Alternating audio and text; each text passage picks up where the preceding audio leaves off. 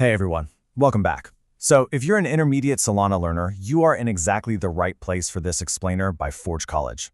Now, if you remember our last module, Capstone Overview and Research Framing, we laid down some serious groundwork, right?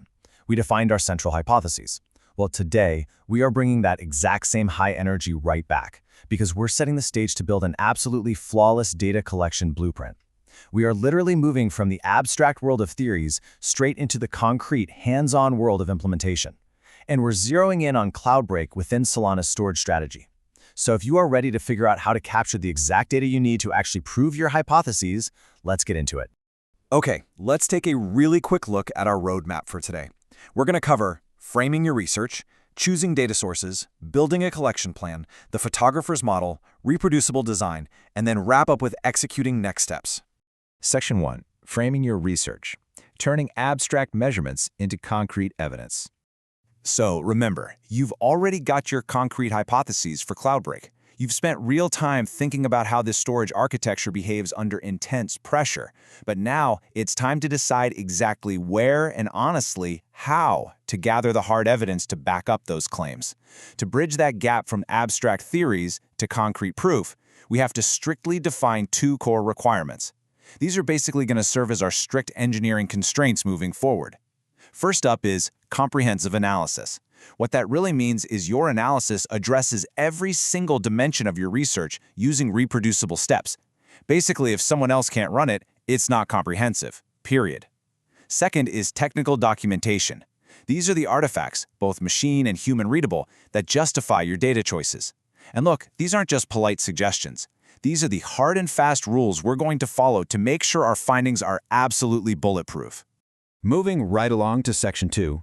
Choosing your data sources. The three classes of vital protocol evidence. All right, with our rules locked in, let's look at the specifics. What raw materials do we actually need to solve this Cloudbreak storage mystery? Because, you can't just plug a cable into the blockchain and magically download the answers, right? Actually, we can break this down into three vital classes of data. Number one, protocol-level traces. Just think of these as your transaction logs. They give us the literal, exact sequence of events on the network. Number two, node internal metrics. These are your resource behaviors, so things like RocksDB statistics, compaction counters, live disk usage, that sort of thing. And finally, number three, derived artifacts. These are the processed, scalable, aggregated tables that we actually run our statistical tests against. You need all three of these to tell the full, complete story. Now, what's really fascinating about this matrix here is how perfectly it maps our abstract hypotheses to literal RPC polls and Prometheus scrapes. It's like a giant puzzle coming together. For example, if you want to know about state change events, well, you look at the ledger row and pull transaction traces. If you need to understand storage amplification, you look at node metrics and export via Prometheus. Honestly, this table is kind of your Rosetta Stone. It takes your high-level research questions and translates them directly into the exact technical actions you need to perform on the command line. Section 3. Building a collection plan.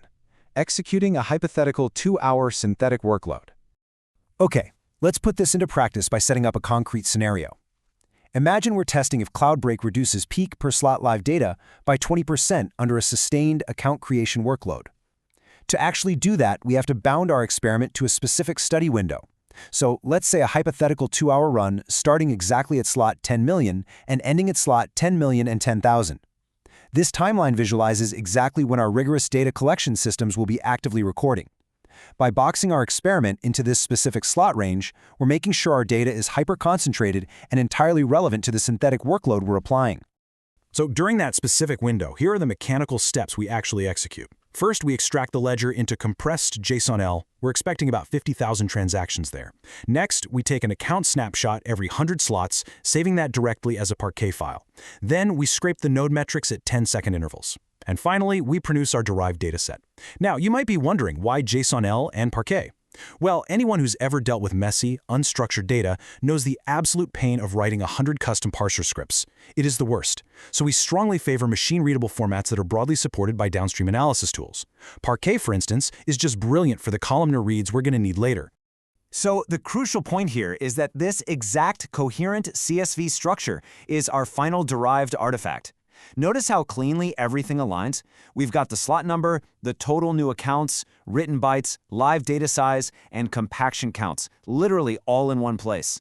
This setup gives us perfectly aligned, mathematically sound data to run our 20% reduction test against. Honestly, this table is the glorious result of all that rigorous collection planning we just did. Which brings us to Section 4, the photographer's mental model, sampling frequency as camera shutter speed. And this brilliantly illustrates our central analogy. You see, capturing network state is exactly like photographing a really fast-moving physical system. Let's compare it. A fast shutter, like, say, high-frequency sampling every 10 seconds, freezes micro-events. It perfectly catches those rapid, high-impact RocksDB compactions. But yeah, it uses a ton of storage.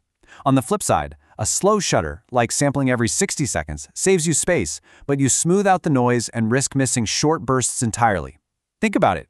If you try to take a 60-second long-exposure photo of a fast-spinning wheel, it's just going to look like a blurry, semi-transparent circle. Missing a brief compaction event because of a slow scrape rate is exactly like looking at that blurry photo and confidently concluding the wheel was standing perfectly still. No way. Now, because of these camera settings, you're inevitably going to introduce certain biases or sampling characteristics. We're talking temporal grouping from your chosen scrape frequency, spatial selection depending on which specific nodes you select, and survival pruning because, well, archival RPCs might simply drop older data. Listen, having these sampling artifacts isn't the end of the world, but failing to document them, that is a total recipe for disaster. You absolutely must detail these exact parameters in your technical documentation. That way, anyone reviewing your work understands the exact limits of the photograph you took. All right, Section 5, ensuring reproducible design. Eliminating guesswork from your engineering blueprint. Now we need to shift our focus to operationalizing this mental model. It's one thing to take a great photograph, it's another entirely to write down the exact lighting, lens, and location so someone else can take that exact same picture. To pull this off, we use 3 reproducible design patterns. First up, multi-resolution sampling. That means using a high frequency during experimental bursts and a lower frequency for steady states. Second, cross-linked identifiers. You have to ensure every trace includes canonical links, like slot, node ID, and transaction index, so your datasets join deterministically. And third, documentation for schemas. Seriously, write the target schema before you collect a single byte. And by the way, this kind of rigorous data structuring is a core skill taught across various learning programs at Forge College. It's exactly how the pros operate. I really want you to burn this quote into your memory. Define your shutter speeds, frame ranges, lenses, and storage formats before you hit record. Writing down this exact setup creates the required documentation block. Later on, when you start running complex stuff like difference in differences tests or looking for causal proxies, this exact documentation is what proves your data isn't just random noise. It proves your experiment was intentional, documented, and mathematically valid.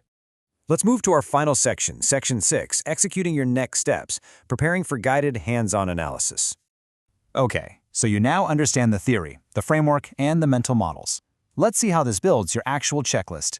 Here are the final deliverables you need to prep for our next lesson. You'll need your per-slot aggregate file in Parquet format, your account snapshot in Parquet, your Prometheus scrapes covering that whole experimental window, and your minimal documentation block. Oh, and absolutely crucial, make sure you include your sanity check scripts. We want to ensure that if a data run is flawed, it fails fast and it fails loudly, rather than silently messing up our analysis down the line. I want to leave you with this somewhat provocative thought about data lineage. Think about this. If another researcher can't replicate your photograph of the network based on your documentation, did your data even exist? In the world of blockchain research, reproducibility isn't just a nice-to-have. It is literally the entire foundation of truth. So keep that standard sky high as you compile your datasets. Thank you so much for joining me in this explainer. To explore more about this subject, dive deeper into Cloudbreak, and discover a whole world of advanced Web3 concepts, be sure to visit forge.college. See you in the next one.